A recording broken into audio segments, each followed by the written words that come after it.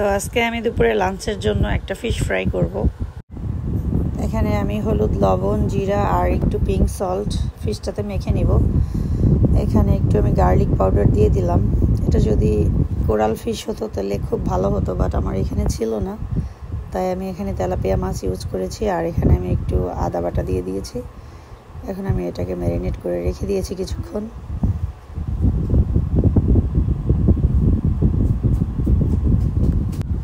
তো ম্যারিনেট করা হয়ে গেলে আমি এটাকে লাকড়ির চুলাতে ফ্রাই করে নিব। এখানে আমি তেল দিয়ে দিয়েছি, তেলটা অলরেডি গরম হয়ে গেছে। আমি খুব বেশি করে এটাকে গরম করে নিচ্ছি যাতে আমার মাছটা লেগে না যায়।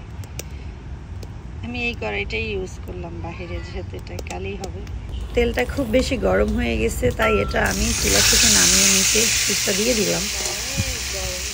বাহিরে নামালাম, যেটা এখন আমি দিয়ে দিলাম। আস্তে আস্তে জালে এটাকে আমি ফ্রাই করে নেব। তো এখানে আমি একটি আলু, একটি বেগুন আর কিছুটা অনিয়ন নিয়েছি তার সাথে।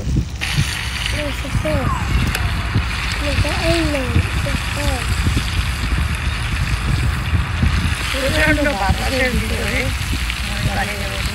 ফ্রাই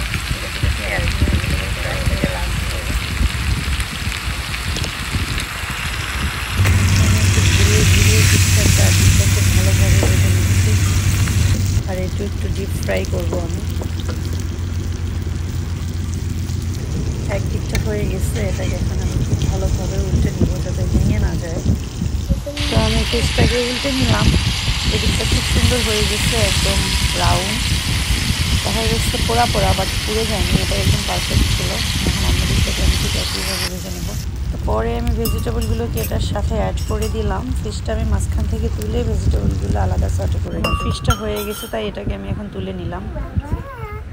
তো এখানে আমার একটু রাইস, ভেজিটেবল সর্টে করা যেটা রেডি হয়ে গেছে, সাথে এই ফিশ ফ্রাই লাঞ্চের জন্য রেডি করে নিলাম। সো লেবুটাকে এইভাবে ফিশের উপরে দিয়ে, তারপরে ফিশটাকে এভাবে একটু ভেঙে নিতে হবে। একটু প্লেটে নিয়ে অল্প একটু রাইস এভাবে করে হালকা একটু মুখে দিতে হবে।